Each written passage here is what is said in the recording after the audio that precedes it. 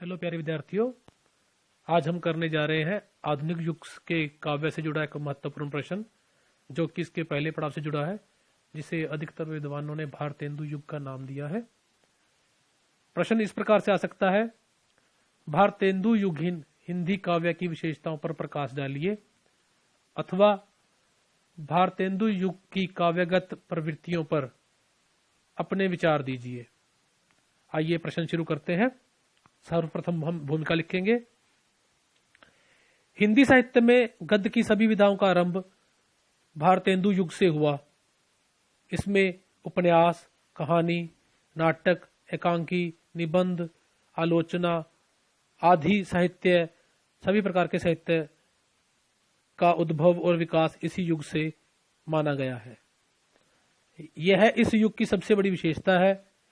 आधुनिक हिंदी साहित्य भारतीय समाज के सर्वथा नए वर्ग की वाणी को मुखरित करता है। भारत की स्वतंत्रता के लिए जो आवाज भारतेंदु काल के कवियों ने उठाई, वह आगे चलकर अन्य युग के कवियों के लिए कहीं न कहीं प्रेरणादायक बनकर हमारे सामने आती है।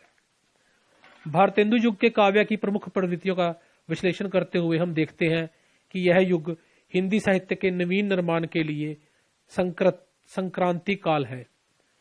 इसमें एक और पुरानी परंपराओं और मान्यताएं धीरे धीरे साहित्य क्षेत्र में से विदाई ले रही दिखाई देती हैं, तो दूसरी ओर नवीन प्रवृत्तियां भी हमें स्थापित होती हुई दिखाई देती हैं। इस युग में भक्ति और श्रृंगार दोनों साथ साथ चलते हैं, पर कुछ बदले और नए रूप में। साथ साथ समाज सुधार, देशभक्ति, स्त्री शिक्षा, राजनीति, स्वातंत्र्य, प्रेम, राजभक्ति आदि अनेक विषयों की कविता के क्षेत्र में हमें स्पष्ट समाविष्ट होते हुए दिखाई देते हैं। इस प्रकार हम भारतेंदु युग को नवीनता और प्राचीनता के समन्वय का काल भी कह सकते हैं। इसी कारण कुछ विद्वान इसे नवजागरण काल का नाम भी देते हुए दिखाई देते हैं। आइए इसकी प्रमुख विशेषताओं पर विचार करते हैं। सबसे पहला पॉइंट है हमारे पास राजनीति और देशभक्ति। अंग्रेजी राज्य की स्थापना के कारण इस युग में रीतिकालीन कवियों ने अपने राजाओं की प्रशंसा करने की प्रवृत्ति भी पाई जाती है, जिसे हम राजभक्ति कह सकते हैं। तो दूसरी ओर देशभक्ति की भावना से ओतप्रोत कविताएं भी इस युग में लिखी गई। भारतेंदु जी इस राजभक्ति से बच नहीं पाए। उन्होंने लिखा है, ब्रिटिश सुशासित भूमि में आनंद उमगे जात। वैसे ही कई अन्य कवि भी हैं जो राजभक्ति से जुड़ी हुई कविताएं लिखते हैं, और दूसरी ओर ऐसे कवि भी हैं जो देशभक्ति से जुड़ी हुई कविताएं लिखते हुए दिखाई देते हैं। ऐसा लगता है कि इस युग का कवि यह निश्चित नहीं कर पाता कि राजभक्ति और देशभक्ति में से अंतिम रूप से किसे अपनाया जाए।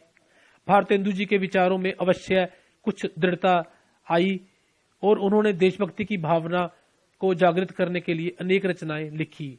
उनकी एक आधुनिक मुक्री का उदाहरण देखिए। भीतर भीतर सब रस चूसे, हंस हंस के तन मन धन मूसे, जाहिर वातन के अति तेज, क्यों सखी साजन नहीं अंग्रेज। अगला पॉइंट हमारे पास है जी, सामाजिक कुप्रथाओं का विरोध। भारतेंदु युग में आर्य समाज, सनातन धर्म, ब्रह्म समाज और महाराष्ट्र समाज ने जो समाज सुधारों का आंदोलन चलाया, उसका प्रभाव भारतेंदु युग के कवियों पर भी पड़ा। उन्होंने बाल विवाह, वृद्ध विवाह आदि कुप्रथाओं के विरुद्ध अपनी कविताओं द्वारा आवाज उठाई। यही नहीं, वह इन कुप्रथाओं के प्रति अपने काव्य में कहीं कहीं व्यंग करते हुए भी हमें दिखाई देते हैं। भारतेंदु जी ने इन कुप्रथाओं और रूढ़ियों के लिए पंडित वर्ग को जिम्मेदार ठहराते हुए इसके दुष्परिणामों पर प्रकाश डालते हुए भी अपने काव्य का निर्माण किया है। यही नहीं, इस युग के कवियों ने इसके अतिरिक्त अन्य कई कुप्रथाओं पर भी अपनी कलम चलाने का प्रयास किया है। नेक्स्ट पॉइंट हमारे पास है जी, हिंदू मुस्लिम एकता। सन 1857 के स्वतंत्रता युद्ध में, जिसे अंग्रेजों ने बगावत का नाम दिया था, हिंदू मुस्लिम कंधे से कंधा मिलाकर अंग्रेजों के विरुद्ध लड़े थे।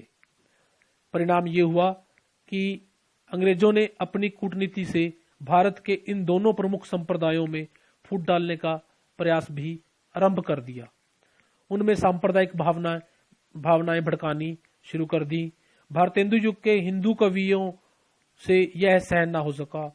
उन्होंने अपनी रचनाओं में साम्यक परिस्थितियों का मुकाबला करने के लिए हिंदू मुस्लिम एकता के गीत गाए। ये हमारे लिए एक स्पष्ट उदाहरण है जहां हमें आने वाले दिनों के लिए, आने वाले साहित्य के लिए एक प्रेरणा का सूत्र बन के उभरता है। नेक्स्ट पॉइंट है जी हमारे पास भक्ति भावना। भारतेंदु युग में भक्ति भावना का प्रभाव भी देखने को मिलता है। स्वयं भारतेंदु जी पुष्टि मार्ग में दीक्षित थे। इनके काव्य में विनय भावना, श्रृंगार तथा मधुर भाव की भक्ति के दर्शन भी हमें दिखाई देती हैं। भारतेंदु जी के पदों में सूरदास और नंददास के भ्रमर गीत का रूप भी हमें देखने को मिलता है। वहीं इस युग के एक अन्य कवि राधा कृष्ण दास जी निम्न पंक्तियों में हमें भक्ति काल का स्पष्ट प्रभाव दिखाते हुए लिखते हैं। मोहन को यह मोहनी मूरत, जिये सो भूलत नहीं भुलाए, छोरन चाहत नहीं को ना को विधि छूटत नहीं छुगाए। इसके अतिरिक्त बद्री नारायण चौधरी, अंबिका दत्त व्यास और राधा शरण गोस्वामी की रचनाओं में भी हमें भक्ति भावना से भरी हुई कविताएं या काव्य देखने को भी मिलता है। अगला पॉइंट है जी मातृभाषा का उद्धार। भारतेंदु युगीन काव्य में मातृभाषा हिंदी के गौरव को पुनः स्थापित करने का प्रयास भी किया गया। उन्होंने निज भाषा गौरव संबंधी विचारों से लोगों में हिंदी के प्रति अनुराग उत्पन्न कर मातृभाषा का उद्धार करने का प्रयास किया है। भारतेंदु जी की निम्नलिखित दोहे में इसका एक उदाहरण हमें देखने को मिलता है, जहां वह शुरू में कहते हैं, निज भाषा उन्नति अहे सब उन्नति को मूल, बिन निज भाषा ज्ञान के मिटत ना हियो के सूल। इस प्रकार हम कह सकते हैं कि इस युग के कवि जो थे वह मातृभाषा के उद्धार के लिए अपने काव्य को भी सृजन का निर्माण करते रहे। अगला पॉइंट है जी श्रृंगार वर्णन। भारतेंदु युग के में रीति काल की ही तरह श्रृंगार रस की कविताएं भी लिखी गई। भारतेंदु जी की भक्तिपरक रचनाओं में तो या कहीं कहीं अश्लील श्रृंगार का चित्रण भी हुआ है। कुछ कवियों ने नायिका के नक्श का वर्णन भी किया है, किंतु भारतेंदु युगीन काव्य में श्रृंगार का रूप रीतिकाल जैसी अश्लीलता से मुक्त था। इस युग के कवियों ने अधिकताएं अशरीरी प्रेम को ही ज्ञापना की है। आत्मा में उठने वाली प्रेम की तरंगों की तरंगायमानता ही युग की कविता की विशिष्टता है। इस युग के काव्य में संयोग से अधिक वियोग श्रृंगार के चित्रण अधिक सुंदर बन पड़े हैं, जिन्हें पढ़कर मीरा के विरह की याद ताजा हो जाती है। एक उदाहरण देखिए, लोक लाज कुल की मर्यादा बैठ रही सब खोए, हरिचंद ऐसे निभेंगी होनी होई सो होए। भारतेंदु जी की प्रेमाश्रु, मधु मकूल, चंद्रावली, प्रेम फुलवारी रचनाओं में ऐसे ही उदात्त प्रेम के चित्रण देखने को मिलते हैं। इनके अतिरिक्त प्रताप नारायण मिश्र, प्रेमघन और ठाकुर जगमोहन आदि की रचनाएं भी श्रृंगार के ऐसे ही रूप का दर्शन हमें करवाती हुई दिखाई देती है। अगला पॉइंट है जी हमारे पास हास परिहास व्यंग। भारतेंदु युगीन कविता में हमें हास परिहास और व्यंग काफी मात्रा में या प्रचुर मात्रा में देखने को मिलता है। भारतेंदु जी, प्रेमघन, प्रताप नारायण मिश्र आदि अनेक कवियों ने विनोदशीलता की इस प्रवृत्ति को अपने काव्य में स्पष्ट रूप से चित्रित किया है। प्रताप नारायण मिश्र की कविता में साम्यक देश और दशा राजनीति पर तीखे व्यंग भी हमें देखने को मिलते हैं। यथा पढ़ कमाए किन्हों कहा, हरे देश कलेश, जैसे कंत घर रहे तैसे रहे विदेश। भारतेंदु जी के काव्य में तो हास्य व्यंग भरा ही हुआ है।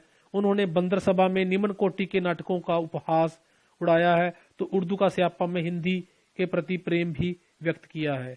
उनकी मुकरियों में तो तीक्ष्ण व्यंग छिपा हुआ दिखाई देता ही है। प्रताप नारायण मिश्र भी अपनी ब्राह्मण पत्रिका के लिए अपने ग्राहक से चंदा वसूलते समय भी व्यंग और विनोद का सहारा लेना नहीं भूलते। वह कहते हैं, 4 महीने हो चुके ब्राह्मण की सुध लेव, गंगा मई जय करे तुरत दक्षिणा देव, जो बिन मांगे दीजिए दो दिस होए आनंद, तुम निश्चित हो हम करे मगन की सौगंध। इस प्रकार से हम देख सकते हैं कि भारतेंदु युगन काव्य में अनेक प्रकार की जो विशेषताएं थी वो इस काव्य के लिए नवीनता और प्राचीनता का समन्वय बनकर हमारे सामने आती है। निष्कर्ष रूप में हम कह सकते हैं भारतेंदु युग साहित्य के समाजीकरण का युग था, जिसमें जनवादी विचारधारा विकसित हुई।